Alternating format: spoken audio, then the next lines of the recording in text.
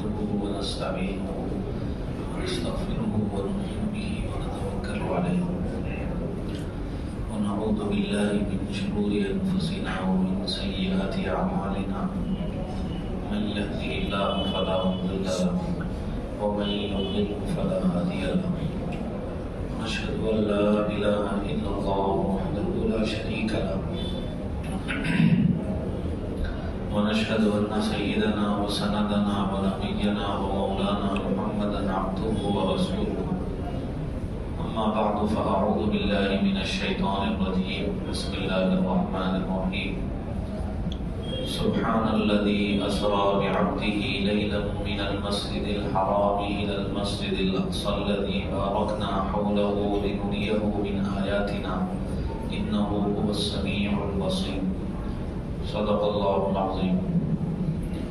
معزز سامعین کرام، عزیز ساتھیوں، بزرگوں، دوستوں، معراج کے واقعے سے متعلق اور اس واقعے سے ملنے والے پیغام سے متعلق کچھ ضروری اور مختصر باتیں آپ حضرات کے سامنے تھوڑے سے وقت میں کرنے کی کوشش کروں گا۔ اللہ سے دعا ہے کہ اللہ تعالیٰ ہم سبوں کو اور اسے سننے اور اس کو سمجھنے اور اس پر عمل کرنے کی توفیق عطا فرمائے۔ معراج کا جو واقعہ ہے نہایت ہی عظیم الشان واقعہ ہے۔ نبی رحمت صلی اللہ علیہ وسلم کے معجزات میں سے بہت سارے آپ کے معجزات ہیں، ان معجزات میں سے ایک اہم ترین معجزہ یہ واقعہ معراج ہے۔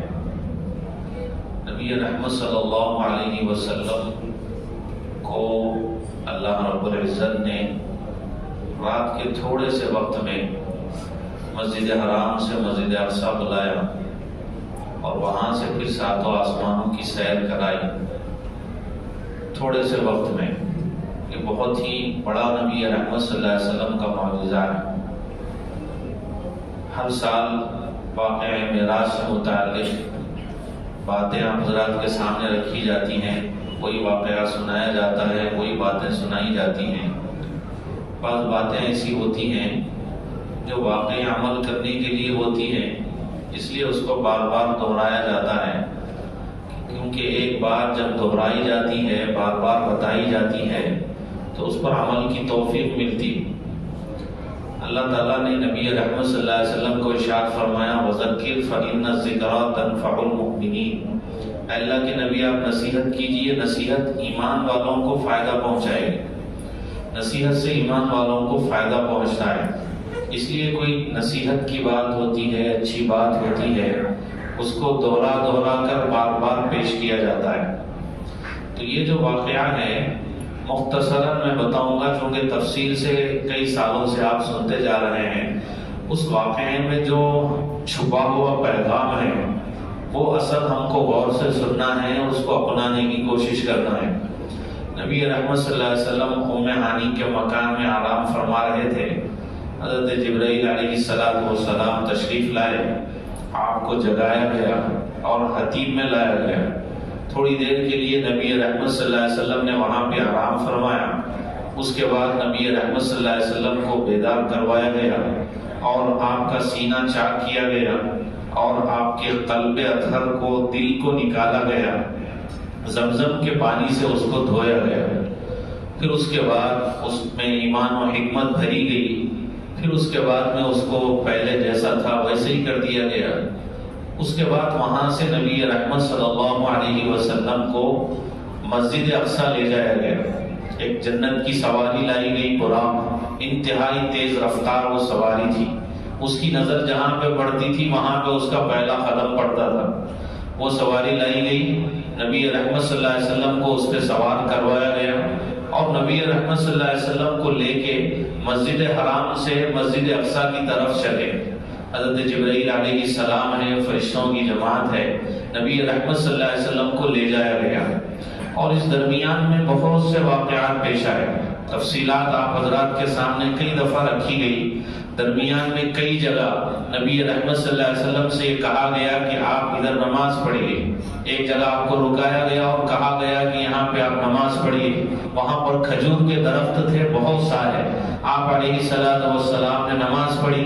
اس کے بعد بتایا گیا کہ یہ مدینہ منورہ ہے جس کی طرف آپ ہجرت کر کے جانے والے ہیں، نبی رحمت صلی اللہ علیہ وسلم کو وہاں پہ نماز پڑھوائی گئی۔ اس کے بعد اور آگے لے جائے گئے اور مدین میں آپ نے نماز پڑھی، اور اسی طرح اور آگے بڑھے۔ موسیٰ علیہ السلام سے اللہ تعالیٰ نے جس جگہ ہم کلامی کی تھی، بات چیت کی تھی، اس جگہ پہ آپ نے نماز پڑھی۔ بیت اللحم میں جہاں پہ حضرت عیسیٰ علیہ السلام کی ولادت ہوئی تھی، وہاں پہ نبی رحمت صلی اللہ علیہ وسلم نے نماز پڑھی۔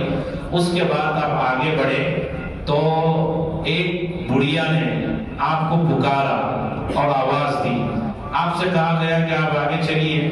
اس کے بعد تھوڑا اور آگے بڑھے تو راستے کے کنارے پہ ایک بوڑھا کھڑا تھا، اس نے آپ کو آواز لگائی اور پکارا، آپ سے کہا گیا کہ آپ آگے چلیے۔ تو ایک جماعت تھی، اس جماعت نے آپ کو سلام کیا، السلام علیکہ یا اول، السلام علیکہ یا آخر، السلام علیکہ یا حاشر، ان الفاظ کے ذریعے آپ کو سلام کیا گیا۔ آپ آگے بڑھے، آپ نے سلام کا جواب دیا اور آگے بڑھے۔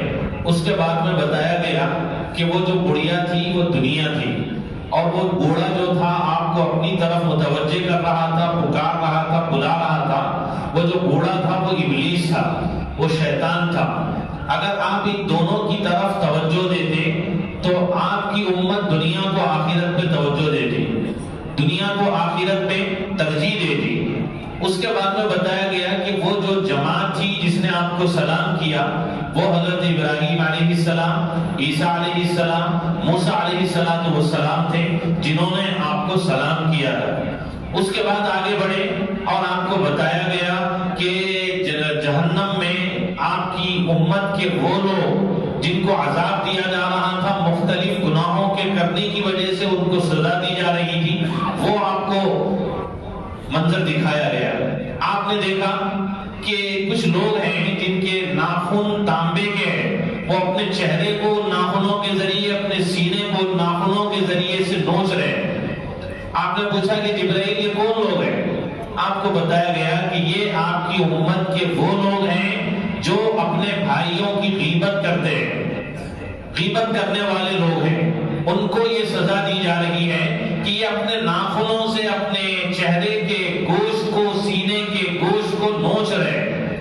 اس کے بعد میں نبی رحمت صلی اللہ علیہ وسلم آگے بڑھے، ایک قوم پہ آپ کا گزر ہوا، ان کے سروں کو پتھروں سے کچلا جا رہا تھا، سروں کو پتھروں سے کچلا جا رہا تھا، سر پھٹتا تھا، پھر اس کے بعد میں سر اپنی حالت پہ پھر لوٹ کے آتا تھا، پہلے جیسا تھا ویسا سر ہو جاتا تھا، پھر فرشتہ اس کے سر کو کچلتا تھا، اس طرح سے اس کے سر کو کچلا جا رہا تھا۔ نبی رحمت صلی اللہ علیہ وسلم نے پوچھا حضرت جبرائیل سے کہ یہ کون لوگ ہیں؟ آپ کو بتایا گیا کہ یہ آپ کی امت کے وہ لوگ ہیں جو فرض نمازوں کے سلسلے میں سستی کرتے ہیں، غفلت کرتے ہیں، نماز نہیں پڑھتے، ان کو یہ سزا دی جا رہی ہے، کل قیامت کے دن ان کو یہ سزا دی جائے گی۔ اور آگے بڑھے، آگے بڑھنے کے بعد میں آپ نے دیکھا کہ کچھ لوگ ہیں جن کی شرمگاہوں پر آگے اور پیچھے چیتڑے لپٹے ہوئے ہیں اور بیلوں اور اونٹوں کی طرح وہ چل رہے ہیں اور جہنم کے کانٹے اور پتھر کھا رہے ہیں اور جہنمیوں کے زخموں سے بہنے والا خون اور پیپ پی رہے ہیں۔ پوچھا اللہ کے نبی نے کہ اے جبرائیل یہ کون لوگ ہیں؟ آپ کو بتایا گیا کہ یہ آپ کی امت کے وہ لوگ ہیں جن پر زکوٰۃ فرض تھی، اس کے باوجود یہ لوگ اپنے مالوں کی زکوٰۃ نہیں نکالتے۔ نبی رحمت صلی اللہ علیہ وسلم آگے بڑھے اور آگے بڑھنے کے بعد میں دیکھا کہ کچھ لوگ ہیں جن کے پاس ایک ہانڈی میں پکا ہوا گوشت رکھا ہوا ہے اور ایک ہانڈی میں کچا گوشت رکھا ہوا ہے، پکا ہوا نہیں ہے، سڑا ہوا ہے۔ ایک ہانڈی میں پکا ہوا گوشت ہے، ایک ہانڈی میں کچا سڑا ہوا گوشت رکھا ہوا ہے۔ یہ پکا ہوا گوشت چھوڑ کے وہ سڑا ہوا کچا گوشت کھا رہا ہے۔ نبی رحمت صلی اللہ علیہ وسلم نے پوچھا کہ جبرائیل یہ کون لوگ ہیں؟ تو حضرت جبرائیل نے بتایا یہ آپ کی امت کے وہ لوگ ہیں جن کے پاس حلال بیویاں تھیں، پاک اور طیب بیویاں تھیں، اس کے باوجود یہ لوگ حرام کاری میں مبتلا رہتے تھے، دوسری عورتوں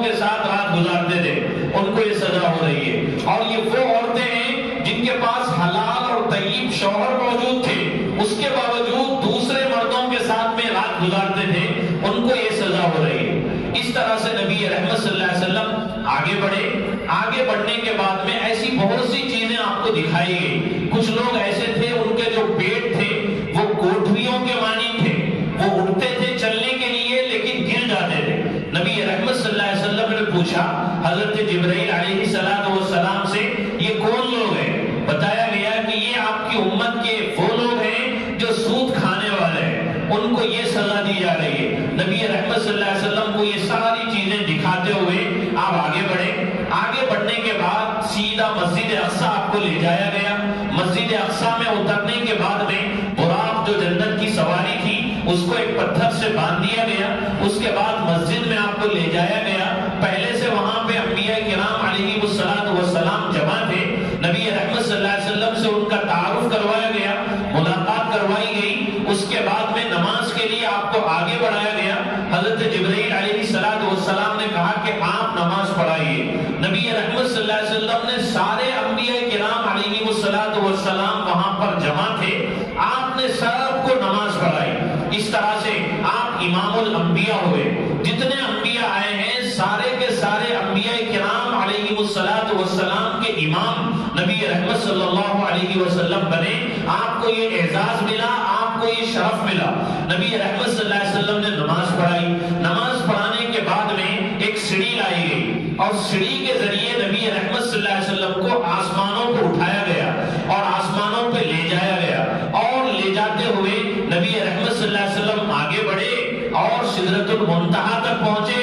اس کے بعد بارگاہ قدس میں پہنچے اور اللہ رب العزت سے ملاقات ہوئی، اور 3 تحفے نبی رحمت صلی اللہ علیہ وسلم کو دیے گئے۔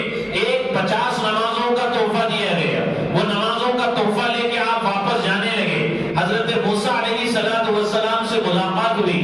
حضرت موسیٰ علیہ السلام نے کہا نبی رحمت صلی اللہ علیہ وسلم سے کہ میں نے بنی اسرائیل پر خوب تجربہ کیا ہے، یہ جو 50 نمازیں ہیں یہ بہت زیادہ ہے، آپ کی امت یہ 50 نمازیں ادا نہیں کر سکے گی۔ آپ اللہ تعالیٰ کی بارگاہ میں پھر سے جائیے اور کچھ نمازیں کم کروا لیجیے۔ نبی رحمت صلی اللہ علیہ وسلم گئے، اللہ رب العزت سے دوبارہ ملاقات ہوئی اور کہا کہ اللہ کے نبی میری امت اتنی ساری نمازیں ادا نہیں کر سکے گی، اس میں کچھ تخفیف کر دیجیے۔ اللہ رب العزت نے 5 نمازیں کم کی۔ اس طرح سے پھر واپس آئے، حضرت موسیٰ علیہ السلام سے ملاقات ہوئی۔ انہوں نے کہا کہ یہ 45 نمازیں جو ہیں یہ بھی آپ کی امت ادا نہیں کر سکے گی، آپ جائیے اس میں اور کمی کروا لیجیے۔ نبی رحمت صلی اللہ علیہ وسلم جاتے رہے، 9 مرتبہ گئے، 45 نمازیں کم ہو گئی۔ اس کے بعد میں پھر حضرت موسیٰ علیہ السلام نے کہا نبی رحمت صلی اللہ علیہ وسلم سے کہ آپ کی امت یہ 5 نمازیں بھی ادا نہیں کر سکے گی، آپ جائیے اللہ تعالیٰ کے پاس پھر سے اور اس میں بھی کمی کروا لیجیے۔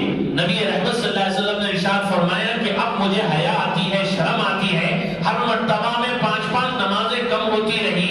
اب جانے کا مطلب یہ ہے کہ پوری کی پوری نمازیں جو نماز کا تحفہ مجھے ملا تھا وہ ساری کی ساری معاف کروا لی جائیں، یہ مجھے پسند نہیں آتا ہے، حیا آتی ہے، مجھے شرم آتی ہے، اس لیے اب میں دوبارہ نہیں جاؤں گا۔ آپ جانے لگے، آپ سے یہ کہا گیا کہ یہ نمازیں اگرچہ 5 ہیں لیکن آپ کی امت کو ان 5 نمازوں کے پڑھنے پر 50 نمازوں کا ثواب دیا جائے، 50 نمازوں کا ثواب دیا جائے۔ 3 تحفے آپ کو دیے گئے، 5 نمازوں کا تحفہ لے کے آپ آئے، سورہ بقرہ کی آخری آیتیں لے کے آپ آئے، اور آپ کو یہ بھی ایک تحفہ دیا گیا کہ آپ کا جو امتی شرک نہیں کرے گا اس کی بخشش کر دی جائے گی، اس کی مغفرت کر دی جائے گی۔ یہ تحفے لے کے نبی رحمت صلی اللہ علیہ وسلم تشریف لائے، وہاں سے سیدھا مسجد اقصی آئے، پھر اس کے بعد میں براق پہ سوار ہوئے، پھر اس کے بعد میں سیدھا صبح ہونے سے پہلے مکہ المکرمہ تشریف لائے۔ صبح ہوئی، صبح ہونے کے بعد میں قریش کے سامنے آپ آئے، آپ نے یہ واقعہ ان کے سامنے سنایا کہ رات کے تھوڑے سے حصے میں اللہ تعالیٰ نے مجھے مسجد حرام سے مسجد اقصی بلایا، اور مسجد اقصی میں سارے انبیاء کی میں نے امامت کروائی، درمیان میں ساری چیزیں مجھے دکھلائی گئی۔ اس کے بعد میں مسجد اقصی سے آسمانوں پہ لے جایا گیا، آسمانوں کی سیر کروائی گئی۔ یہ ساری کی ساری چیزیں رات کے تھوڑے سے حصے میں ہو گئی۔ تو کسی نے سر پہ ہاتھ رکھ لیا اور کوئی حیرت کرنے لگا، تعجب کرنے لگا، ایسے کیسے ہو سکتا ہے کہ رات کے تھوڑے سے حصے میں اللہ تعالیٰ کسی کو مسجد حرام سے مسجد اقصی لے کے چلے جائیں، پھر ساتوں آسمانوں کی سیر کرا دیں، ایسے کیسے ہو سکتا ہے؟ لوگ حیرت کرنے لگے، اور کسی نے پوچھا کہ ٹھیک ہے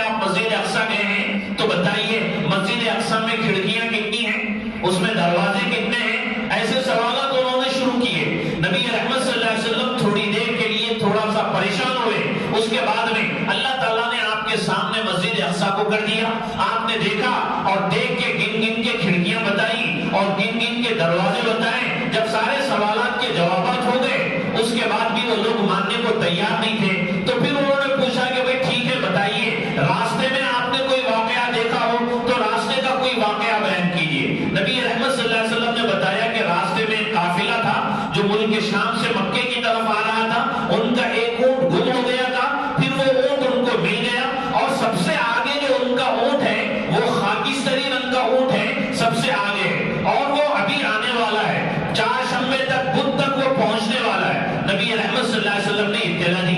اس کے بعد میں بدھ کا وقت آ گیا, بدھ کا دن آ گیا اور وہ دن ختم ہونے لگا. وہ قافلہ ابھی نہیں آیا. اللہ کے نبی نے اللہ سے دعا مانگی تو اللہ تعالیٰ نے سورج کو روک دیا تھوڑی دیر کے لیے. اب وہ قافلہ آ گیا. ویسے ہی جیسے کہ اللہ کے نبی نے بتایا تھا سب سے آگے جو اونٹ تھا وہ خاکستری رنگ کا اونٹ تھا, جیسا کہ اللہ کے نبی نے اطلاع دی تھی. تو وہ قافلہ بھی آ گیا. نبی رحمت صلی اللہ علیہ وسلم کی تصدیق ان کو کرنی چاہیے تھی, ماننا چاہیے تھا کہ آپ جو بتا رہے ہیں بالکل سچ بتا رہے ہیں. آپ اللہ کے نبی ہیں, اللہ کے پیغمبر ہیں. اللہ تعالیٰ نے بطور معجزے کے آپ کے ساتھ یہ ساری چیزیں, سارے واقعات اور یہ جو کچھ بھی ہوا بطور معجزے کے آپ کو دکھلایا. مان لینا چاہیے تھا کہ آپ اللہ کے نبی ہیں, مان لینا چاہیے تھا کہ آپ اللہ کے رسول ہیں, مان لینا چاہیے تھا کہ آپ سچے ہیں. لیکن انہوں نے اب بھی ماننے سے انکار کر دیا. اب حضرت سیدنا ابو بکر صدیق رضی اللہ تعالیٰ عنہ کی خدمت میں آئے اور آ کے کہنے لگے سنا تم نے کہ تمہارے دوست نے کیا کہا. آپ کے دوست یہ کہتے ہیں رات کے تھوڑے سے حصے میں وہ مسجد حرام سے مسجد اقصی گئے اور مسجد اقصی سے ساتوں آسمانوں کی سیر کی اور جنت اور جہنم کا مشاہدہ کیا.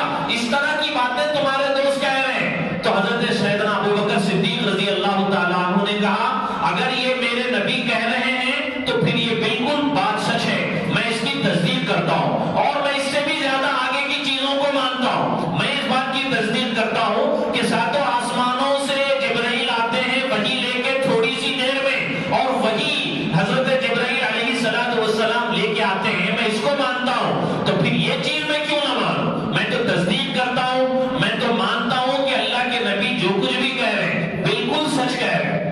حضرت جبرائیل علیہ السلام نے تصدیق کی. تصدیق کرنے کی وجہ سے ان کا لقب صدیق پڑا.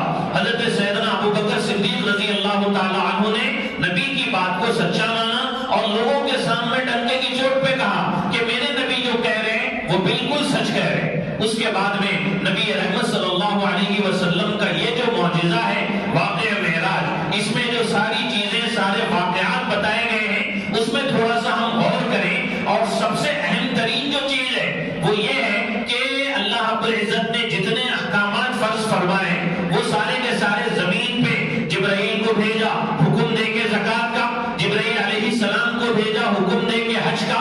اسی طرح جتنے احکامات تھے جبرائیل علیہ السلام کے ذریعے آپ نے زمین پہ نازل فرما دیے. لیکن جب نماز کا مسئلہ آیا تو خود نبی رحمت صلی اللہ علیہ وسلم کو پورے اہتمام کے ساتھ میں آپ نے آسمانوں پہ بلایا اور نماز کا تحفہ دیا.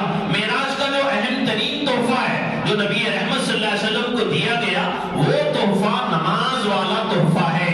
معراج کے موقع پہ آج کی اس رات میں عشاء کی نماز میں مغرب کی نماز میں آپ نے دیکھا کہ کتنے لوگ ایسے ہیں جو پورے جوش کے ساتھ میں پورے شوق کے ساتھ میں ایک پوری تڑپ کے ساتھ میں مسجدوں میں آتے ہیں, نمازیں پڑھتے ہیں, نمازوں کا اہتمام کرتے ہیں. لیکن کتنے لوگ ایسے ہیں اس کے بعد میں پھر دوسرے دن سے آپ دیکھیے مسجد ویسے ہی خالی ہو جاتی ہے. معراج کا عشاء کی نماز کا وقت آتا ہے 27 رجب کو عشاء کی نماز کا وقت جب آتا ہے تو دیکھیے آپ ایسے لوگ پہلی صف میں آپ کو دکھیں گے جو کبھی پہلی صف میں دکھتے ہی نہیں تھے اور بالکل مسجد کھچا کچ بھری ہوئی ہوگی. ہر مسجد کا یہی حال ہوگا. آپ تعجب میں رہیں گے, حیرت میں رہیں گے کہ بھئی ہماری بستی میں اتنے سارے لوگ رہتے ہیں, اتنے مسلمان رہتے ہیں, مسجد پوری بھری ہوئی ہے اور نمازیوں سے مسجد تنگ دامنی کا شکوہ کر رہی ہے, مسجد بھر کے بہ رہی ہے, ایسا لگتا ہے. لیکن میرے دوستوں پھر جب یہ ایسی راتیں چلی جاتی ہیں تو پھر کوئی مسجد آنے کو تیار نہیں, کوئی نماز پڑھنے کو تیار نہیں. تو یہ جو معراج کے واقعے کا سب سے اہم ترین پیغام ہے وہ پیغام یہ ہے کہ ہم نماز کا اپنے آپ کو عادی بنائیں, نماز کا ہم اہتمام کریں. معراج کے واقعے میں جو سزا بتائی گئی اس شخص کی جو نماز کے سلسلے میں غفلت کرتا ہے اور جو نماز کے سلسلے میں سستی کرتا ہے اور جو نماز نہیں پڑھتا ہے اس کے بارے میں جو سزا بتائی گئی اس کی سزا یہ ہے کہ اس کے سر کو پتھر سے کچلا جائے گا۔ یہ کیسی خطرناک سزا ہے اور کیسی سخت ترین سزا ہے اس شخص کے لیے جو نماز کا عادی نہیں ہے، نماز کا اہتمام نہیں کرتا ہے، نماز کی پابندی نہیں کرتا ہے، اس کے سر کو کل قیامت کے دن پتھر سے کچلا جائے گا۔ تو یہ ارادہ کرنا چاہیے، کوئی کام ہم کریں نہ کریں، یہ ارادہ لے کے یہاں سے جانا چاہیے، یہ پختہ عزم کر کے یہاں سے رکنا چاہیے کہ بھائی ہم نمازوں کی پابندی کریں، گھر کو نمازی بنائیں گے، بیوی بچوں کو نمازی بنائیں گے، خود بھی نماز کے عادی بنیں گے، خود بھی نماز کے پابند بنیں گے اور نماز کا اہتمام کریں گے، چونکہ یہ ایک اہم ترین عبادت ہے۔ اس عبادت کو فرض کرنے کے لیے اللہ تعالیٰ نے اپنے محبوب کو آسمانوں پہ بلایا اور آسمانوں پہ بلا کے تحفہ دیا نماز کا۔ کتنے مسلمان ایسے ہیں جو اس تحفے کی قدر کرتے ہیں، کتنے مسلمان ایسے ہیں جو اس تحفے کی ناقدری کرتے ہیں۔ نماز کا مطلب یہ ہے جمعے میں ہفتے میں ایک مرتبہ نماز پڑھ لی، رمضان آیا کچھ نمازیں پڑھ لی اور اسی طرح کچھ مقدس راتیں آئیں تو نماز پڑھ لی اور یہ سمجھ رہے ہیں کہ بھئی ہم مسلمان ہیں، جبکہ اللہ کے نبی یہ کہتے ہیں جو جان بوجھ کے نماز چھوڑ دے وہ تو کافر ہو جاتا ہے۔ من ترک الصلاۃ متعمدا فقد کفر، جو جان بوجھ کے نماز کو چھوڑ دیتا ہے وہ کافر ہو جاتا ہے۔ ہمارے اور کافروں کے درمیان اگر کسی چیز کا فرق ہے، نماز پڑھنے نہیں پڑھنے کا فرق ہے۔ ہم نماز پڑھتے ہیں، وہ لوگ نماز نہیں پڑھتے ہیں، تو یہ مسلمان کی پہچان ہے۔ مسلمان آپ ہیں کیسے پتا چلے گا؟ جب آپ پابندی سے نماز پڑھیں گے تبھی تو پتا چلے گا کہ آپ مسلمان ہیں۔ اس لیے میرے دوستو آج کی اس رات میں جو پیغام اور جو سبق ہم کو لینا ہے وہ یہ ہے کہ ہم نماز کا اہتمام کریں گے، نماز کے سلسلے میں پابندی کریں گے، نماز چھوڑنے کی جو وعیدیں ہیں، نماز چھوڑنے پہ جو سزا ہے، نماز چھوڑنے کے سلسلے میں اللہ تعالیٰ نے جو سزائیں مقرر کر کے رکھی ہیں صاحب ہم کو پتا ہے، لیکن اس سلسلے میں ہم سے غفلت ہوتی ہے، سستی ہوتی ہے، لاپرواہی ہوتی ہے۔ اس لیے یہ ارادہ کر کے یہاں سے جائیں کہ بھئی ہم بھی نمازی بنیں گے، اپنی بیویوں کو بھی نمازی بنائیں گے، اپنے بچوں کو بھی نمازی بنائیں گے، اپنے گھرانے کو بھی نمازی بنائیں گے۔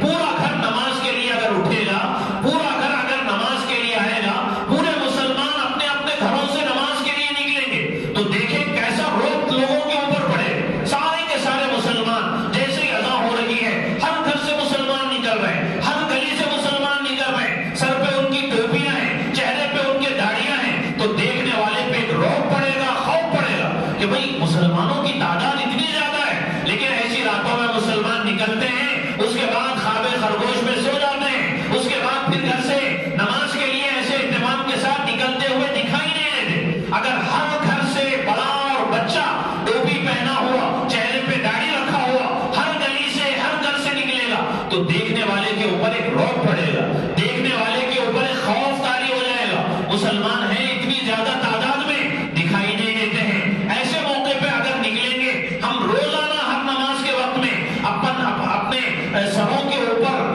ٹوپیاں پہن گے تو پھر میرے دوستو دیکھیے کیسا ماحول بنے گا اور کیسا ایک بہترین منظر دکھائی دے۔ ایک چیز جو اہم ترین ہے وہ یہ ہے کہ ہم اس واقعے سے جو سبق لیں وہ سبق یہ ہے کہ ہم نماز کا اہتمام کریں اور نمازیں ہم سے جو چھوٹی ہوئی ہیں ان نمازوں کی قضا کی فکر کریں، ان نمازوں کی قضا کی فکر کریں۔ کتنے لوگ ایسے ہیں جو نماز چھوڑ دیتے ہیں لیکن نماز چھوڑنے کے بعد میں نمازیں جو چھوٹی ہوئی ہیں ان کی قضا کی فکر نہیں کرتے۔ یہ بات بھی ہر بار بتائی جاتی ہے چونکہ میرے دوستوں قبر میں سب سے پہلے جو سوال ہونے والا ہے نماز کے بارے میں سوال ہونے والا ہے۔ قبر میں جو سب سے پہلے سوال ہونے والا ہے نماز کے بارے میں سوال ہونے والا ہے۔ آپ کی قبر میں کوئی دوسرا آپ کا ساتھی آنے والا نہیں، آپ کی قبر میں کوئی آپ کا عزیز آنے والا نہیں، آپ کی قبر میں کوئی آپ کا بیٹا آنے والا نہیں۔ آپ کی قبر میں اگر کوئی چیز آپ کے ساتھ ہوگی تو وہ آپ کا اپنا عمل ہوگا۔ اگر عمل آپ کا برا ہے تو پھر وہ عمل سانپوں اور بچھیوں کی شکل میں آپ کو ڈسے گا۔ آپ نے سنا ہوگا حضرت ابن عباس رضی اللہ تعالی عنہما بیٹھے ہوئے تھے، آپ کی مجلس لگی ہوئی ہے، آپ کے شاگرد سارے کے سارے اس مجلس میں بیٹھے ہوئے ہیں۔ اچانک ایک قافلہ آتا ہے، آ کے حضرت ابن عباس رضی اللہ عنہما سے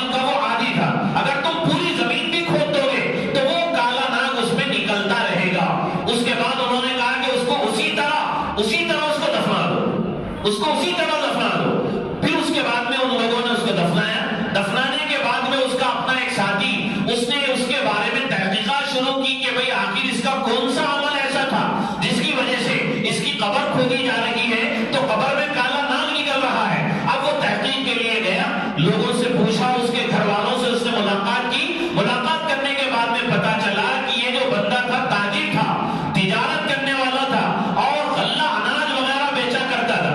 غلہ اناج وغیرہ بیچا کرتا تھا. اس کے پاس اناج کی بوریاں ہوتی تھی, اناج کے تھیلے ہوتے تھے, غلے کے تھیلے ہوتے تھے. رات کے وقت میں چپکے سے کسی تھیلے سے یہ اپنا غلہ اناج تھوڑا سا نکال لیتا تھا, اس کو اپنے استعمال میں لا لیتا تھا, اور پھر وہ جو اناج کا تھیلا ہوتا تھا اس میں اناج کی جگہ بھوسا بھر دیا کرتا تھا, اور اس بھوسے کے ساتھ اس تھیلے کو بیچ دیتا تھا. بھوسے کو بھی اناج کی قیمت میں گویا کہ بیچ دیتا تھا. تو غلہ اناج بیچا کرتا تھا, کسی تھیلے سے غلہ رات کے وقت میں نکال لیتا, اپنے استعمال میں لا لیتا, اس کو استعمال کر لیتا, اس کی جگہ تھوڑا سا بھوسا بھر دیتا تھا.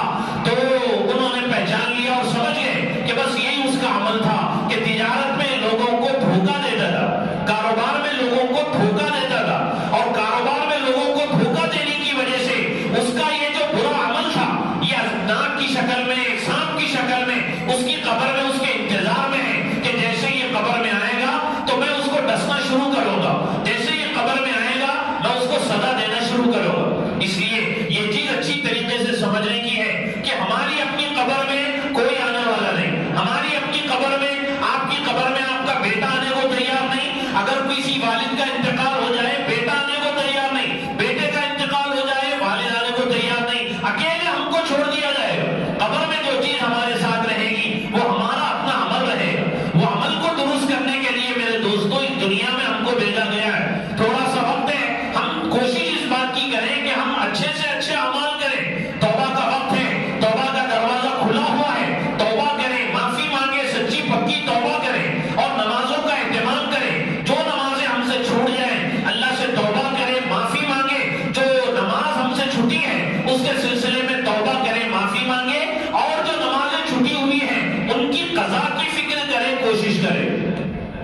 اسی طرح نبی رحمت صلی اللہ علیہ وسلم کو جو چیز دکھائی گئی, کچھ لوگ ایسے ہیں جو جہنمیوں کے خون اور پیپ کو پی رہے ہیں, جہنم کے کانٹے اور پتھر کو وہ نگل رہے ہیں. کون ہیں یہ لوگ؟ اللہ کے نبی کو بتایا گیا یہ آپ کی امت کے وہ لوگ ہیں جن پہ زکات فرض تھی, اس کے باوجود اپنے مالوں کی زکات نہیں نکالتے. کتنے لوگ ایسے ہیں؟ آج اس واقعے معراج کو سننے کے بعد میں ہم کو جو سبق لینا ہے اس واقعے سے وہ یہ ہے کہ اگر ہمارے اوپر زکات فرض ہے, ہم حساب کر کے پابندی سے زکات نکالیں گے, ورنہ پھر اس کی سزا کیا ہے یہ بتائی گئی کہ کل قیامت کے دن جہنمیوں کے جسموں سے رسنے والا خون اور پیپ جو ہوگا وہ ایسے لوگوں کو پلایا جائے گا, اور جہنم کے کانٹے اور پتھر کھلائے جائیں گے, اور وہ اونٹوں اور بیلوں کی طرح جہنم میں چل رہے ہوں گے. ان کی شرمگاہوں پہ آگے اور پیچھے چیترے لپٹے ہوئے ہوں گے, تو یہ سزا ملے گی. اس لیے کتنے لوگ ایسے ہیں ان کے اوپر زکات فرض ہے, اس کے باوجود زکات نکالنے کے سلسلے میں وہ بخیلی سے کام لیتے, کنجوسی سے کام لیتے, اور زکات نکالتے نہیں ہیں, اور یہ سمجھتے ہیں کہ بھائی اتنی ساری زکات میں کیسے نکالوں. بعض لوگ تو یہ بھی کہتے ہیں کہ بھائی پیسہ تھوڑا ہے تو بندہ زکات نکال دے گا, ہمارے پاس پیسہ تو اتنا سارا ہے, ہماری جو زکات ہوگی وہ لاکھوں میں کروڑوں میں ہوگی, تو لاکھوں کروڑوں میں ہم زکات کیسے نکالیں. یہ سمجھتے ہیں کہ زکات نکالنے سے فقیر ہو جائیں گے, زکات نکالنے سے محتاج ہو جائیں گے, زکات نکالنے سے مفلس ہو جائیں گے. حالانکہ ایسی بات نہیں. اللہ تعالیٰ کہتے ہیں یمحق اللہ الربا ویربی الصدقات, اللہ تعالیٰ سود کو گھٹاتے ہیں, صدقات کو بڑھاتے ہیں. صدقہ دینے سے, زکات دینے سے, آج تک کی آپ کی تاریخ میں آپ نے کبھی کسی ایسے شخص کے بارے میں نہیں سنا ہوگا کہ یہ پابندی سے زکات نکالتا تھا, حساب کر کے زکات نکالتا تھا, جس کی وجہ سے فقیر ہو گیا, یہ قلاش ہو گیا, یہ مفلس ہو گیا. کسی ایسے بندے کے بارے میں آپ نے سنا نہیں ہوگا. آپ سنیں گے تو ایسوں کے بارے میں سنیں گے بھائی کروڑ پتی تھا, بہت زیادہ مالدار تھا, عیاشی میں اس نے پیسہ لٹایا, لٹانے کی وجہ سے یہ فقیر ہو گیا اور بھیک مانگنے پہ مجبور ہو گیا. ایسے قصے تو سننے کو ملیں گے, لیکن ایسا کوئی قصہ آپ نہیں سنیں گے کہ کوئی زکات پابندی سے نکالتا رہا ہو, فقیر ہو گیا ہو, محتاج ہو گیا ہو, مفلس ہو گیا ہو. ایسا کوئی واقعہ آپ کو نہیں ملے گا. اللہ تعالیٰ قرآن کریم میں ارشاد فرماتے ہیں جو لوگ اپنے مالوں کو جمع کر کے رکھتے ہیں, سونا چاندی کو, ان کی زکات نہیں نکالتے, تو کل قیامت کے دن وہ سونا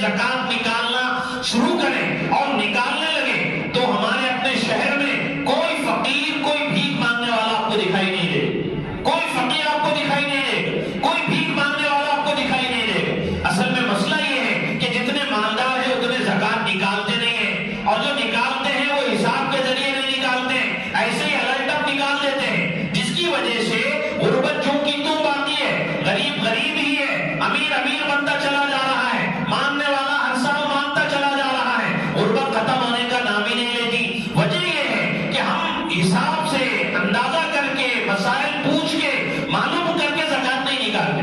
ایسے ہی کسی غریب کو کچھ دے دیا, کسی مدرسے کو کچھ دے دیا, فلاں کو کچھ دے دیا, فلاں کو کچھ دے دیا, اور یہ سمجھنے لگے کہ بھئی ہم نے اپنے مال کی زکات نکال لی.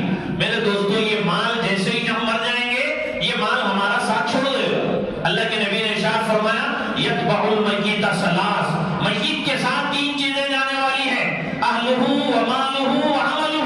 اللہ کے نبی نے ارشاد فرمایا اس کے گھر والے اس کے ساتھ جائیں گے, اور اس کا مال اس کے ساتھ جائے گا, اور اس کا عمل اس کے ساتھ جائے گا. جب آدمی مر جاتا ہے تو مرنے والے کے ساتھ, میت کے ساتھ میں تین چیزیں جائے گی, اس کا مال جائے گا, اور اس کے گھر والے جائیں گے, اور اس کا عمل جائے گا. یرجع اثنان ویبقى واحد. اللہ کے نبی نے ارشاد فرمایا دو واپس آ جائیں گے, ایک اسی کے ساتھ میں رہے گا. اس کا مال واپس آ جائے گا, اس کے بیٹے, اس کے رشتہ دار, اس کے خاندان والے, اس کے عزیز و اقارب سب واپس آ جائیں گے. اب اس کے ساتھ رہنے والی جو چیز ہے وہ اس کا اپنا عمل ہے, اس کا اپنا عمل ہے. عمل اس کا اگر صحیح ہے تو پھر میرے دوستو قبر جنت کے باغوں میں سے ایک باغ ہے. اگر عمل ہمارا صحیح نہیں ہے تو پھر وہ جو قبر ہے دوزخ کے گڑھوں میں سے گڑھا ہے. وہیں سے عذاب کا سلسلہ شروع ہو جائے, وہیں سے سزاؤں کا سلسلہ شروع ہو جائے. اس لیے یہ کوشش ہونی چاہیے کہ ہم اپنے عمل کو بنانے کی محنت کریں. عمل بنانے اور اعمال کے کرنے کے لیے ہم کو دنیا میں بھیجا گیا, اچھے کاموں کے کرنے کے لیے دنیا میں بھیجا گیا. تھوڑا سا وقت دے کے بھیجا گیا, یہ وقت ختم ہو جائے گا تو پھر اس کے بعد میں ہم تڑپیں گے, التجا کریں گے, درخواست کریں گے, تب بھی زندگی کا ایک منٹ بھی نہیں دیا جائے. وقت ختم, زندگی ختم, زندگی کا چراغ بجھ جائے گا, اس کے بعد میں پھر کسی کو مہلت نہیں ملے. تو یہ آج کا اہم ترین پیغام ہم کو جو لینا ہے معراج کے واقعے سے وہ یہ ہے کہ ہم زکات کا اہتمام کریں گے. جو مالدار ہیں جن کے اوپر زکات فرض ہے, مسائل پوچھیے, علماء سے معلوم کیجیے, معلوم کر کے آپ اپنے مالوں کی زکات اہتمام سے نکالیے. اور جن لوگوں نے اپنے مالوں کی زکات نہیں نکالی کسی وجہ سے, معلوم نہیں تھا جس کی وجہ سے نہیں نکالے, کئی سالوں کی زکات ان کی ایسے ہی ہے وہ نہیں نکال سکے, ان کو چاہیے کہ ان گزشتہ سالوں کی جو زکات انہوں نے نہیں نکالی تھی اس کو بھی نکالنے کا اہتمام کریں. جیسے نماز چھوٹ جاتی ہے, توبہ کریں چھوٹنے پر اور اس نماز کی قضا کریں. اسی طرح زکات چھوٹ جائے, زکات آپ نہ دیں تو پھر آپ توبہ کریں اپنے اس گناہ پر اور زکات نکالنے کا اہتمام کریں. جو زکات آپ نے نہیں نکالی ہے پچھلی سالوں کی, ان سالوں کی بھی زکات نکالنے کا اہتمام کریں. اسی طرح یہ جو واقعہ ہے آپ نے دیکھا, نبی رحمت صلی اللہ علیہ وسلم کو بتایا گیا کہ کچھ لوگ ایسے ہیں جن کے ناخن تانبے کے ہیں, وہ اپنے چہروں کو نوچ رہے ہیں اور اپنے سینوں کو نوچ رہے ہیں. اللہ کے نبی نے پوچھا کہ جبرائیل یہ کون لوگ ہیں؟ بتایا گیا یہ آپ کی امت کے وہ لوگ ہیں جو اپنے بھائیوں کا گوشت کھاتے ہیں, یعنی غیبت کرتے ہیں. کتنی ہماری آپ کی مجلسیں ایسی ہیں جو غیبتوں سے خالی ہیں, اور کتنی ایسی مجلسیں ہیں جس میں غیبتیں نہیں ہوتی ہیں. ساری مجلسیں ہماری صبح سے شام تک کتنوں کی ہم غیبت کرتے ہیں ہم کو پتہ بھی نہیں چلتا. غیبت کا مطلب کسی کے پیچھے اس کی کوئی ایسی برائی بیان کرنا کہ اگر اس کو پتہ چلے تو وہ چیز اس کو بری لگے, یعنی کسی کا عیب, کسی کی برائی اس کے پیٹھ پیچھے بیان کرنا یہ غیبت ہے. اب اچھے اچھوں کی مجلسوں میں, ان کی محفلوں میں غیبتیں ہو رہی ہیں. زنا سے زیادہ بدترین سخت ترین گناہ اس کو بتایا ہے.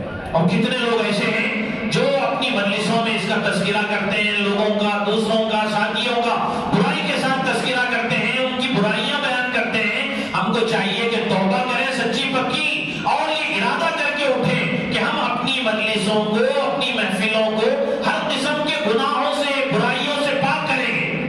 ہر قسم کے گناہوں سے, برائیوں سے پاک کریں اور غیبتوں سے پاک کریں.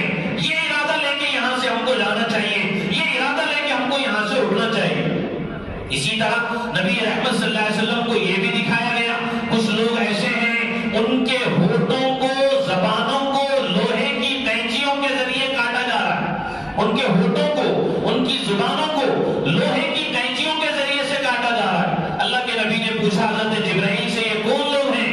نبی رحمت صلی اللہ علیہ وسلم کو بتایا گیا یہ آپ کی امت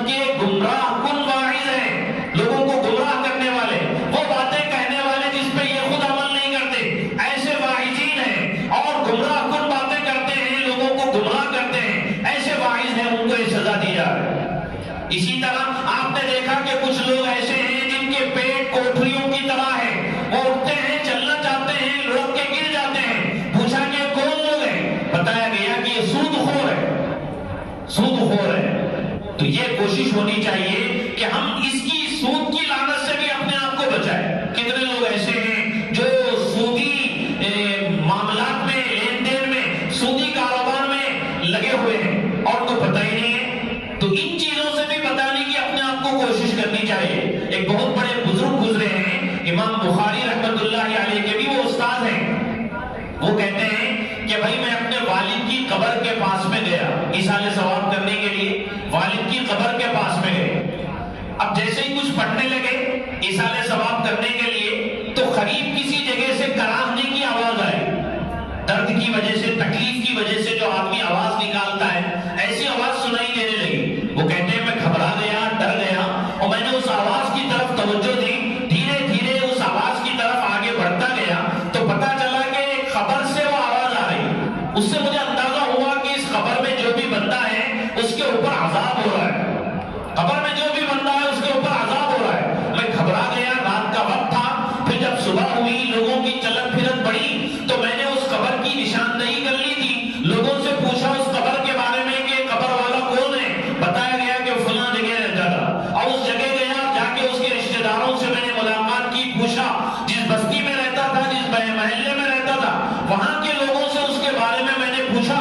تو لوگوں نے بتایا کہ بھائی وہ تو بڑا دیندار آدمی تھا، وہ تو متقی پرہیزگار آدمی تھا، وہ تو ہر وقت نفلوں میں رہتا تھا، اشراق پڑھتا تھا، چاش پڑھتا تھا، تسبیحات پڑھتا تھا، مسجد میں پہلی صف میں نماز پڑھتا تھا، تکبیر اولیٰ کے ساتھ نماز پڑھتا تھا، ذکر و اذکار میں رہتا تھا، دعاؤں میں رہتا تھا.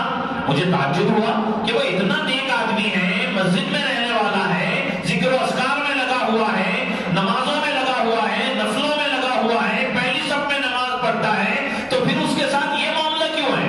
اور لوگوں سے میں نے پوچھنا شروع کیا کہ بھائی اس کی کوئی کچھ تو برائی ہوگی جس کی وجہ سے اس کو قبر میں عذاب ہو رہا ہے. پوچھتے پوچھتے کچھ لوگوں نے مجھے بتایا کہ یہ بندہ ایک کاروباری آدمی تھا. اس کا کاروبار اچھا خاصا پھیلا ہوا تھا، کاروبار کرتا تھا، کرتے کرتے کرتے بوڑھا ہو گیا. جب بوڑھا ہو گیا تو کاروبار کی طاقت نہ رہی. جب کاروبار کی طاقت نہ رہی تو اس نے اپنے ساتھیوں سے مشورہ کیا کہ میں کیا کروں؟ اچھی خاصی میری عمر ہو گئی ہے، جسم میں طاقت نہیں ہے، قوت نہیں ہے، اب میں کاروبار نہیں کر سکتا ہوں، اب میں کروں تو کیا کروں؟ تو کسی نے مشورہ دیا کہ بھائی تمہارے پاس جو پیسے ہیں ان پیسوں کو لگا دو سودی کسی کاروبار میں، سود پہ دے دو. اس کے بعد میں بیٹھ کے سکون سے جو بھی پیسہ آتا جائے گا سود کا کھاتے جاؤ، اطمینان سے عبادت کرو اللہ کی. کسی نے اس طرح مشورہ دے دیا. وہ پیسے اس نے سود پہ لگا دیے. اب اس کے بعد میں جو بھی پیسے آتے، نفع آتا، وہ بیٹھ کے کھاتا اور پورا وقت مسجد میں گزارتا، عبادت میں رہتا، تلاوت میں رہتا، ذکر و اذکار میں رہتا، اور چاش پڑھتا، اشراق پڑھتا، تہجد پڑھتا، اوابین پڑھتا، نفلیں پڑھتا، قرآن کریم کی تلاوت کرتا. لیکن وہ پیسہ کھا رہا تھا سود کا، جس کی وجہ سے وہ بزرگ کہتے ہیں میں سمجھ گیا کہ اس کو جو عذاب ہو رہا ہے اسی سود کھانے کی وجہ سے اس کو عذاب ہو رہا ہے. تو میرے دوستو یہ لعنت ایسی ہے کہ اس میں کتنے لوگ ایسے ہیں جو مبتلا ہیں. توبہ کرنا چاہیے، کوشش کرنی چاہیے کہ ہم اس گناہ کو چھوڑیں گے اور توبہ کر کے کسی بھی طریقے سے اس کی جو بھی شکلیں ہیں، دوسرے ناموں سے، کسی بھی طریقے سے یہ جو شکلیں اس کی نہیں ہیں، ان ساری شکلوں سے ہم اپنے آپ کو بچائیں گے. یہ عزم کرنا چاہیے، یہ ارادہ کرنا چاہیے. تو یہ جو واقعات ہیں سارے کے سارے سرسری طور پر سن لینے کے نہیں ہیں، سن کر عمل کرنا ہے. کئی دفعہ یہ باتیں بتائی جاتی ہیں، ہم سنتے ہیں ایک کان سے اور دوسرے کان سے اس کو نکال دیتے ہیں. میرے دوستو دین کی جو بات ہوتی ہے وہ عمل کے جذبے سے سننا چاہیے کہ بھائی ہم اس کو سنیں گے اور اس کے اوپر عمل کریں گے. پہلے سے اگر عمل کر رہے ہیں اللہ کا شکریہ ادا کریں گے کہ اللہ آپ نے مجھے اس پر عمل کی توفیق دی. اگر پہلے سے ہمارا عمل اس کے اوپر نہیں ہے تو سچی پکی توبہ کرنی چاہیے، کہ کوشش کرنی چاہیے کہ بھئی ہم اس کے اوپر عمل شروع کریں. غلطی جو ہوئی معافی مانگیں گے، اب دوبارہ ہم اس کے اوپر عمل شروع کریں. جو بھی اچھی باتیں ہیں اس کو اپنائیں گے، جو گناہ ہیں ان کو چھوڑنے کی کوشش کریں. یہ جو واقعہ ہے اس واقعے سے یہ سبق ہم کو لینا چاہیے. اسی طرح یہ ساری چیزیں ہیں، یہ بار بار آپ کے سامنے رکھی جاتی ہیں. یہ کوشش ہونی چاہیے کہ بھئی ہم ان چیزوں پہ عمل کریں. اور آگے بڑھنے کے بعد میں یہ جو آج کی رات ہے، اس رات کے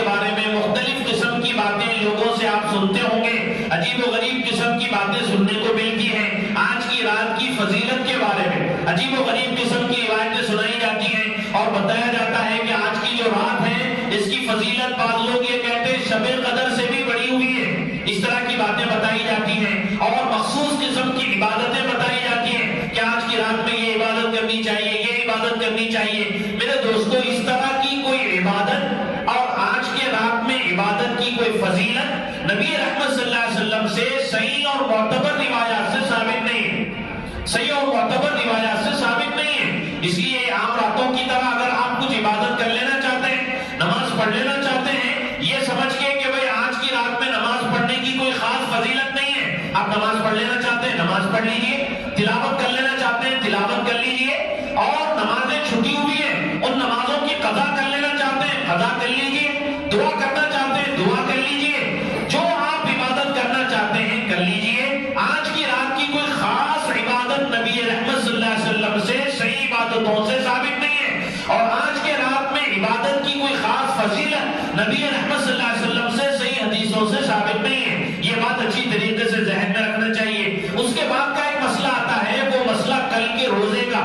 اس سلسلے میں بھی کوئی صحیح حدیث، صحیح روایت، معتبر روایت نہیں ہے جس سے اس کل کے روزے کی کوئی فضیلت ثابت ہوتی ہو. یہ بات اس سے پہلے آپ کے سامنے رکھی گئی. 27 رجب کے روزے کی کوئی خاص فضیلت نبی رحمت صلی اللہ علیہ وسلم سے صحیح اور معتبر روایات سے ثابت نہیں ہے. اس لیے کل کا جو روزہ ہے وہ کوئی روزہ نہیں ہے. کتنے لوگ ایسے ہیں بڑے اہتمام سے رکھتے ہیں.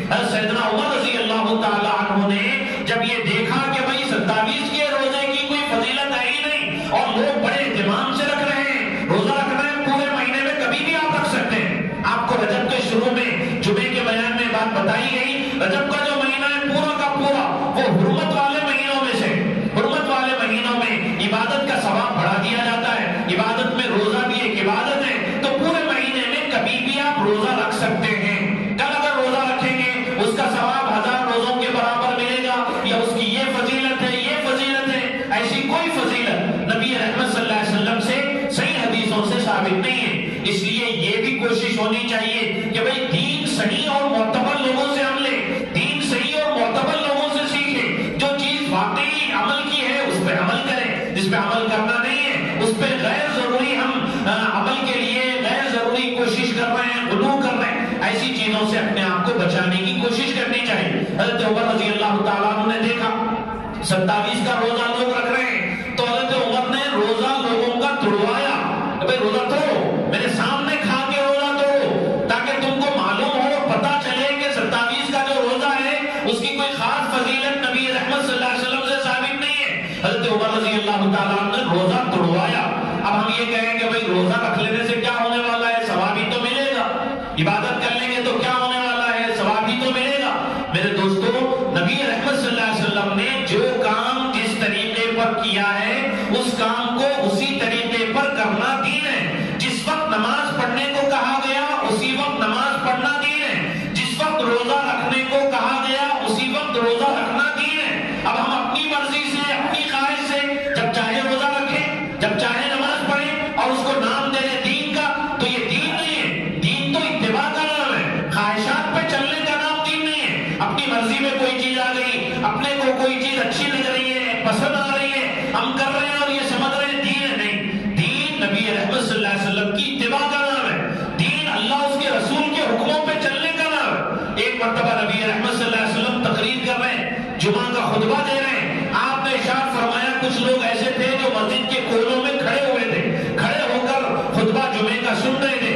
نبی رحمت صلی اللہ علیہ وسلم جمعے کا خطبہ دے رہے تھے. آپ نے کہا کہ بھائی بیٹھ جاؤ. آپ نے کہا بیٹھ جاؤ. حضرت عبداللہ ابن مسعود رضی اللہ تعالیٰ عنہ مسجد کے باہر تھے، سڑک پہ، راستے پہ تھے. جیسے ہی ان کے کان میں آواز آئی کہ اللہ کے نبی کہہ رہے بیٹھ جاؤ، فوری اسی جگہ پہ سڑک پہ بیٹھ گئے. جب خطبہ آپ کا ہوا، خطبے سے آپ فارغ ہوئے، حضرت عبداللہ ابن مسعود رضی اللہ تعالیٰ عنہ سے آپ نے کہا کہ بھئی میں نے جو بیٹھنے کو کہا تھا مسجد میں کونوں پہ جو لوگ کھڑے ہوئے تھے ان سے میں نے بیٹھنے کو کہا تھا، تم سے بیٹھنے کو میں نے نہیں کہا تھا. تو حضرت عبداللہ ابن مسعود نے کہا کہ مجھے بھی معلوم کہ آپ مسجد میں جو لوگ کھڑے ہیں انہی کو بیٹھنے کو آپ کہہ رہے ہیں. تو اللہ کے نبی نے پوچھا تو پھر آپ بیٹھے کیوں؟ تو حضرت عبداللہ ابن مسعود رضی اللہ تعالیٰ عنہ نے کہا کہ جب آپ کا حکم میرے کانوں میں آیا کہ آپ کہہ رہے ہیں بیٹھو، تو پھر میری کیا مجال کہ میں چلوں یا پھر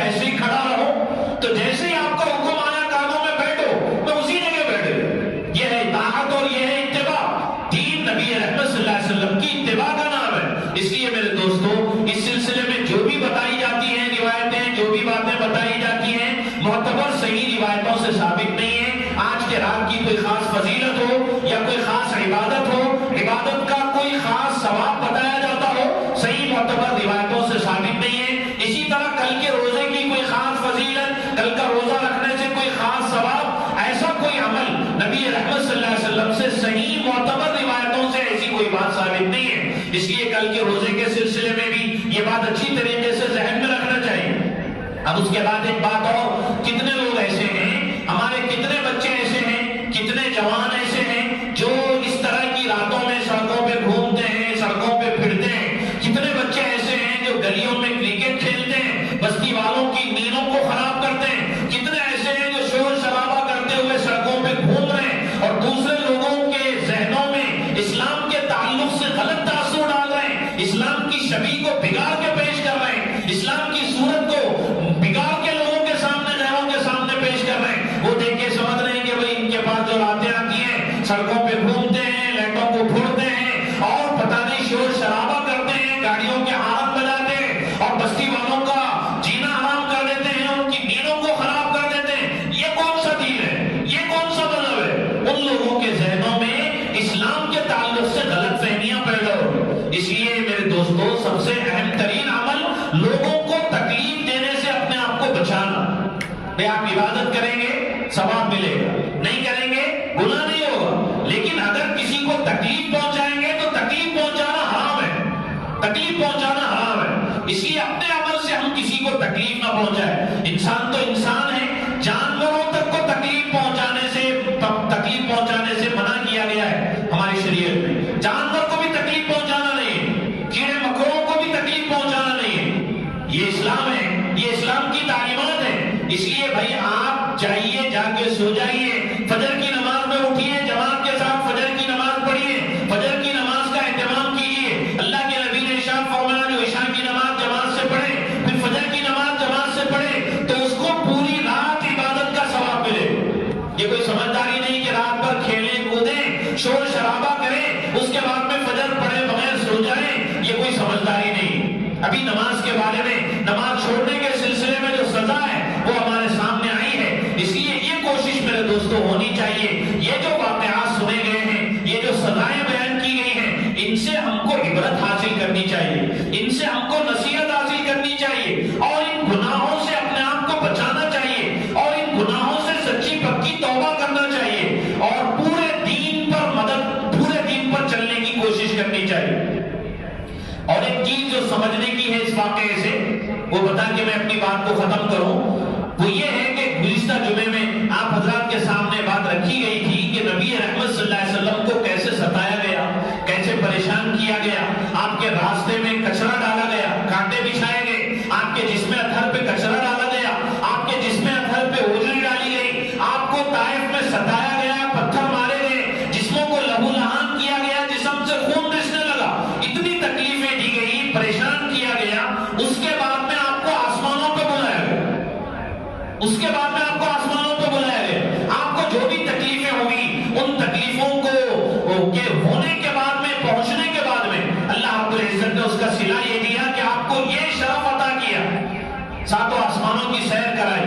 اس سے جو چیز سمجھ میں آتی ہے وہ یہ ہے کہ ہر پریشانی کے بعد میں راحت ہے، ہر تنگی کے بعد میں آسانی ہے اور ہر مصیبت کے بعد، تکلیف کے بعد آسانیاں اور راحتیں ہیں۔ یہ چیز سمجھنی چاہیے۔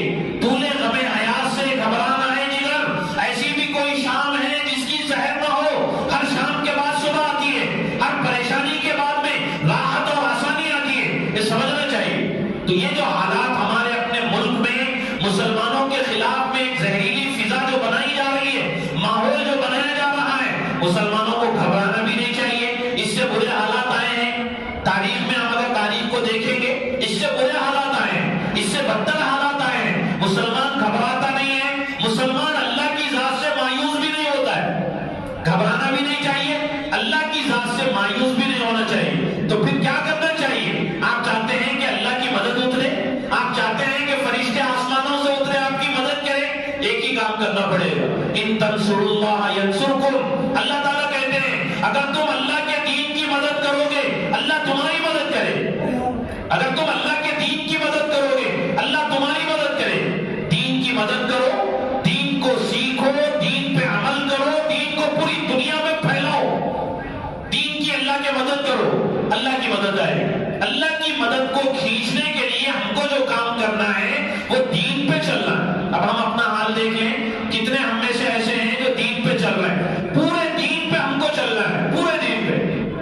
دین نام ہے عقائد کا، دین نام ہے عبادات کا، دین نام ہے معاملات کا، دین نام ہے معاشرت کا، دین نام ہے اخلاقیات کا۔ ان پانچوں چیزوں کے مجموعے کا نام دین ہے۔ ہم میں سے کتنے لوگ ایسے ہیں جو صرف عبادت کو دین سمجھتے ہیں؟ کتنے لوگ ایسے ہیں دین صرف مسجد میں ہے سمجھتے ہیں؟ مسجد سے باہر کاروبار میں دین نہیں، مسجد سے باہر تجارت میں دین نہیں، مسجد سے باہر بیوی بچوں کے ساتھ سلوک میں دین نہیں، مسجد سے باہر پڑوسیوں کے ساتھ سلوک میں دین نہیں، ایسا سمجھ رہے ہیں۔ حالانکہ میرے دوستو دین ان سب کے مجموعے کا نام ہے۔ دین ہماری اپنی زندگی میں آئے، اخلاق بھی ہمارے نبی جیسے اخلاق بنے، معاشرت ہماری بیوی بچوں کے ساتھ رہن سہن یہ بھی نبی جیسا بنے، معاملات ہمارے تجارت کاروبار وہ بھی نبی صلی اللہ علیہ وسلم کی تعلیمات کی روشنی میں ہو، اسی طرح عبادات بھی ہمارے وہ نبی صلی اللہ علیہ وسلم کے بتلائے ہوئے طریقے کے مطابق ہو۔ پورے دین پہ ہم چلیں گے تو پھر فضائے بدر پیدا کر فرشتے تو تیری نصرت کو، فضائے بدر پیدا کر فرشتے تیری نصرت کو اتر سکتے ہیں گردوں سے قطار اندر قطارت بھی۔ بدر کی فضا ہم پیدا کریں گے، وہ صفات صحابہ کے ہم اپنی زندگیوں میں لائیں گے، اپنے اخلاق کو بنائیں گے، عبادت کو بنائیں گے، تجارت کو بنائیں گے، معاملات کو بنائیں گے، کاروبار کو بنائیں گے، نبی صلی اللہ علیہ وسلم کے بتائے ہوئے طریقے کے مطابق کریں گے، معاشرت کو بنائیں گے، نبی صلی اللہ علیہ وسلم کے بتائے ہوئے طریقے کے مطابق معاشرت ہوگی، تو پھر میرے دوستو اللہ کی مدد اترے گی۔ پورے دین کا ہم نام لیتے ہیں، پورے دین پہ کتنے لوگ ایسے ہم میں سے چل رہے ہیں؟ ہم اپنے گریبان میں منہ ڈال کے سوچیں، ہمارے اپنے گھروں کا حال دیکھیں، ہمارے اپنے بچوں کا حال دیکھیں، ہمارے اپنی بچیوں کا حال دیکھیں۔ بچیاں بے دین ہو رہی ہیں، بچیاں مرتد ہو رہی ہیں، ہماری اپنی بچیاں غیروں کے ساتھ میں جا رہی ہیں، ہمارے اپنے بچے دین بیزار بن رہے ہیں، دینی ماحول نہیں، دینی مزاج نہیں، دین سے دور ہیں۔ اس سلسلے میں ہم کیا کر رہے ہیں؟ اس سلسلے میں ہم کتنی فکریں کر رہے ہیں؟ فکر ہونی چاہیے، کوششیں ہونی چاہیے، دعائیں ہونی چاہیے، تڑپنا چاہیے، رونا چاہیے، گر گرانا چاہیے، اللہ سے مانگنا چاہیے۔ جب دینی ماحول بنے گا، دین پہ پورے چلیں گے تو پھر اللہ کی مدد آئے گی۔ جیسے ہمارے اعمال آسمان پہ جائیں گے ویسے حالات زمین پہ اتریں گے، ویسے فیصلے زمین پہ اتریں گے۔ جیسے ہمارے اعمال آسمانوں پہ جائیں گے ویسے فیصلے اتریں گے، اعمال اچھے جائیں گے اچھے فیصلے اتریں گے، اعمال برے جائیں گے گندے جائیں گے، نمازوں کو ہم چھوڑتے رہیں گے، بے حیائی کرتے رہیں گے، فضول خرچی کرتے رہیں گے اور بدکاری کرتے رہیں گے، گالی گلوچ اختیار کرتے رہیں گے، پیسے کو پانی کی طرح بہاتے رہیں گے، لوگوں پہ ظلم کریں گے، زیادتی کریں گے، تو پھر میرے دوستو وہاں سے فیصلے جو اتریں گے ہمارے اعمال کے مطابق ہی اتریں گے۔ اچھے اعمال جائیں گے اچھے فیصلے اتریں گے، برے اعمال جائیں گے برے فیصلے اتریں گے۔ اب حالات کو بدلنا ہمارے اپنے ہاتھ میں ہے، ہم خود کو بدلیں گے تو حالات بدلیں گے، ہم خود کو بدلیں گے تو حالات بدلیں گے، ہم خود کو بدلنے کو تیار ہی نہیں ہے۔ ان اللہ لا یغیر ما بقوم حتی یغیروا ما بانفسہم۔ اللہ تعالیٰ اس وقت تک کسی قوم کی حالت نہیں بدلتا جب تک کہ وہ خود اپنے آپ کو نہ بدلے۔ ہم خود کو بدلنے کے لیے تیار ہی نہیں ہے، اپنی زندگی میں تبدیلی لانے کے لیے تیار ہی نہیں ہے۔ ہم یہ چاہتے ہیں کہ بھئی ہماری صبح 12 بجے ہو، ہم یہ چاہتے ہیں کہ ہم 4 بجے سوئیں، رات کے پوری رات جاگیں گے، فونوں پہ اپنے وقت کو برباد کریں گے، ضائع کریں گے، صبح کے وقت میں ہم سوئیں گے، پھر ہماری صبح ہوگی تو 12 بجے ہوگی، 1 بجے ہوگی، 2 بجے ہوگی، فضول گپے مارتے پھریں گے، ہوٹلوں میں بیٹھیں گے، ادھر ادھر اپنے اوقات کو برباد کریں گے اور یہ چاہیں گے اللہ کی مدد آئے، اللہ کی کھل کے نافرمانی کریں گے اور یہ چاہیں گے اللہ کی مدد آئے۔ ہماری بچیاں بے حیا بن کے بغیر برقعے کے حجاب کے گھر سے باہر نکلیں گی، اس کی ہم کو کوئی پرواہ نہیں، کوئی فکر نہیں، اور ہم یہ چاہیں گے اللہ کی مدد آئے۔ ایسا نہیں ہوتا میرے دوستو، اللہ کی سنت ہے، عادت ہے کہ ہم جب خود کو بدلیں گے، اپنے آپ کو سدھاریں گے، اپنے اخلاق کو سدھاریں گے اور اپنی زندگی کو پوری دینی سانچے میں ڈھالیں گے، پورے دین پہ چلیں گے تو پھر اللہ کی مدد آئے گی۔ اللہ سے دعا ہے جو کچھ کہا گیا اس پر عمل کی توفیق نصیب فرمائے، آمین۔ وآخر دعوانا الحمدللہ رب العالمین۔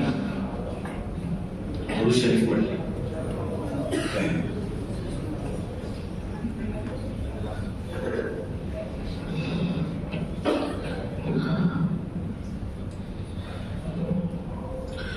لله رب العالمين اللهم صل على سيدنا مولانا محمد وبارك وسلم ربنا آتنا في الدنيا حسنة وفي الآخرة حسنة وقنا عذاب النار اللهم أنت السلام ومنك السلام تباركت يا ذا الجلال والإكرام لا إله إلا الله الحليم الكريم سبحان الله رب العرش العظيم نسألك موجبات رحمتك وعزائم مغفرتك والغنيمة من كل بر والسلامة من كل إثم لا تدع لنا ذنبا إلا غفرته لا تدع لنا ذنبا إلا غفرته ولا هما إلا فرجته ولا هما إلا فرجته ولا حاجة هي لك رضا إلا قضيتها يا أرحم الراحمين يا أكرم الأكرمين يا حي يا قيوم برحمتك نستغيث يا حي يا قيوم برحمتك نستغيث يا أحد الصمد الذي لم يلد ولم يولد ولم يكن له كفوا أحد يا رحمن يا رحيم يا ذا العرش المجيد يا رب محمد انصر أمة محمد يا رب محمد انصر أمة محمد ظلمنا أنفسنا وإن لم تغفر لنا وترحمنا لنكونن من الخاسرين ظلمنا أنفسنا وإن لم تغفر لنا وترحمنا لنكونن من الخاسرين اللهم إنا نسألك من خير ما سألك منه نبيك وحبيبك سيدنا محمد صلى الله عليه وسلم ونعوذ بك من شر ما استعاذك منه نبيك وحبيبك سيدنا محمد صلى الله عليه وسلم وأنت المستعان وعليك البلاغ ولا حول ولا قوة إلا بالله العلي العظيم اے اللہ ہم خطا کار گنہگار قصوروار بندے بے شمار گناہ ہم نے کیے ہیں بے شمار نافرمانیاں ہم نے ان سے سرزد ہوئی ہیں اے اللہ ہم اپنے گناہوں کا اقرار کرتے ہیں اعتراف کرتے ہیں آئندہ نہ کرنے کا عزم لے کر اے اللہ آپ کی بارگاہ میں آئے ہیں ہم نے آپ کی نافرمانی کی میرے مولا پھر بھی آپ نے ہم سے اپنے رزق کو نہیں چھینا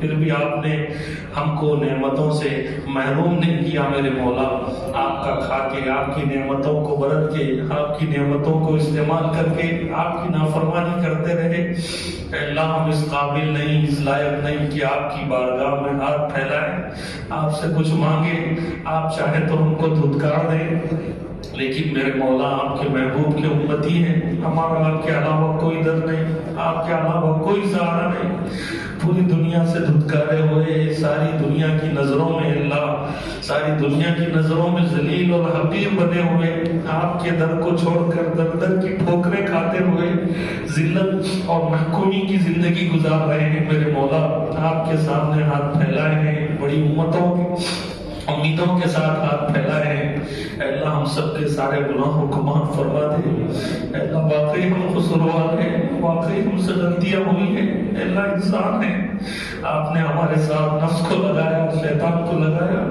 توبہ ہم نے کی پھر توبہ کو ہم نے توڑا پھر نافرمانیاں کی توبہ کی پھر توبہ کو ہم نے توڑا اے اللہ ہم اس کا اقرار کرتے ہیں میرے مولا اگر آپ نے ہم کو معاف نہیں کیا تو اے اللہ دنیا بھی برباد ہوگی آخرت بھی برباد ہوگی اے اللہ معافی کا قلم پھیر دیجئے اے اللہ رحمت کی چادر میں چھپا لیجئے اے اللہ آپ کے محبوب کے امتی ہیں اے اللہ کل قیامت کے دن اے اللہ آپ کے محبوب کے سامنے رسوا ہونے سے بچا لیجئے ذلیل ہونے سے بچا لیجئے اے اللہ کیسے پاپی ہیں کچھ نہیں اے اللہ کل قیامت کے دن محبوب کو چہرہ دکھانے کے قابل اے اللہ ہمارے نبی نے ہمارے لیے کتنی تحفے کی رویا کے گڑایا کیا کچھ ہمارے لیے نہیں کیا ہم نے اللہ اس کا صلہ کیا دیا جتنی قربانیوں سے دین اللہ ہم تک پہنچا اس دین کے ساتھ ہمارا سلوک کیا رہا دین پہ چلنے کو ہم تیار نہیں میرے مولا جو کچھ غلطیاں ہوئی ہم مانتے ہیں اقرار کرتے ہیں آئندہ نہ کرنے کا عزم لیتے ہیں میرے مولا ہماری غلطیوں کو معاف فرما دے پیشانی کے بال پکڑ کر زبردستی دین پہ چلا لے دین کا کام ہم سے لے لے اللہ اگر چاہیں تو جانوروں سے دین کا کام لے لے آپ چاہیں تو غیروں سے دین کا کام لے لے اللہ ہم اس قابل نہیں ہے کہ آپ کے دین کی خدمت کر سکیں اللہ ہم سے اپنے دین کی خدمت لے لیجئے دین کا کام لے لیجئے اے اللہ ہم سب کے سارے گناہوں کو معاف فرما دے، اے اللہ ہم سب کے سارے گناہوں کو معاف فرما دے، اے اللہ آپ کو آپ کی شان رحیمی کا واسطہ، اے اللہ آپ کو آپ کے پورے اسماء الحسنہ کا واسطہ، اے اللہ ہمارے گناہوں کو معاف فرما دے میرے مولا۔ آپ کے علاوہ کوئی در نہیں جس در پہ ہم اپنی پیشکش کو جھکائیں، آپ کے علاوہ کوئی در نہیں جس کے سامنے ہم ہاتھ پھیلائیں، اے اللہ آپ کے سوالی، آپ کے در کے بھکاری، اے اللہ ہمارے سارے مسائل کو حل فرما دے، مشکلات کو دور فرما دے، پریشانیوں کو دور فرما دے۔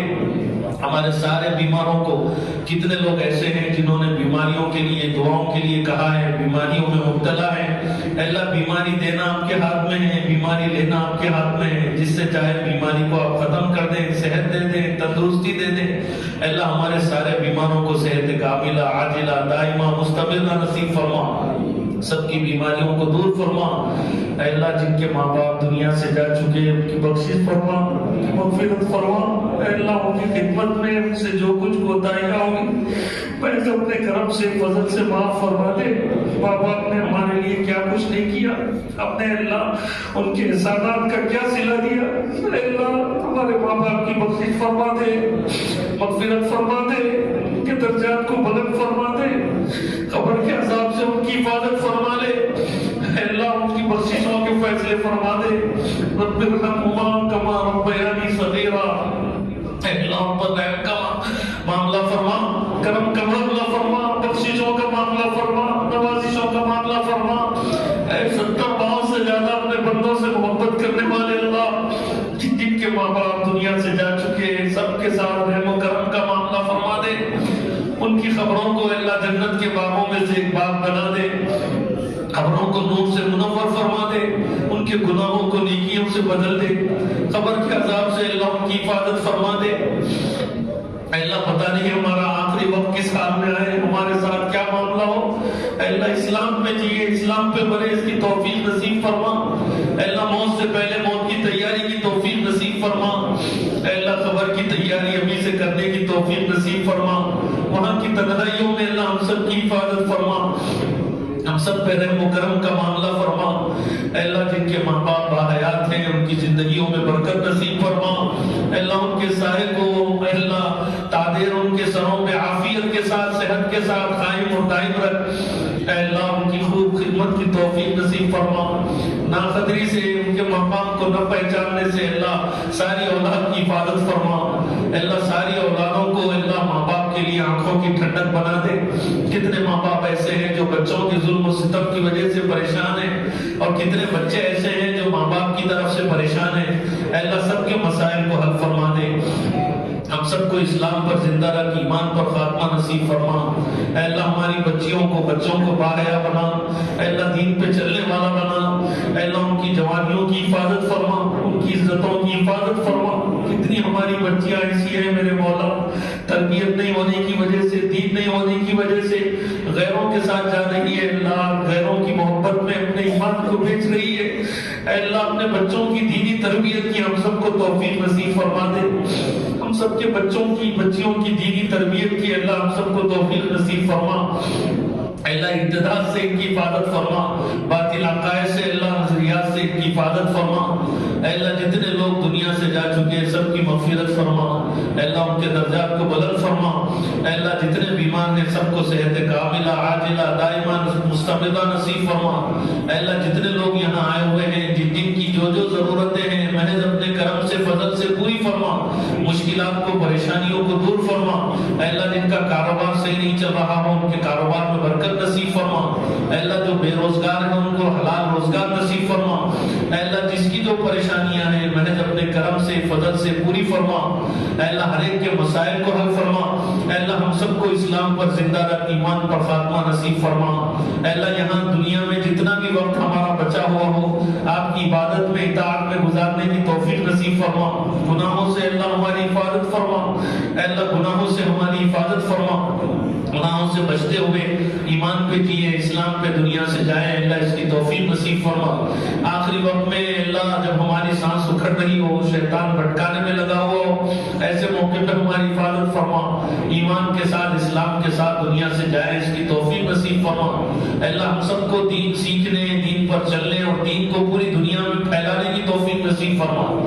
اللہ ہم سب کو دین کی خدمت کے لیے قبول فرما۔ اللہ ہم سب کو پیشانی کے بال پکڑ کر دین کی خدمت کا اللہ ہم سے کام لے لے۔ اللہ ہر ایک کے مسائل کو حل فرما، جو مانگا گیا ہے عطا فرما، جو مانگنے سے رہ گیا ہے وہ بھی عطا فرما۔ سبحان ربک رب العزت عما یصفون وسلام علی المرسلین والحمد للہ رب العالمین۔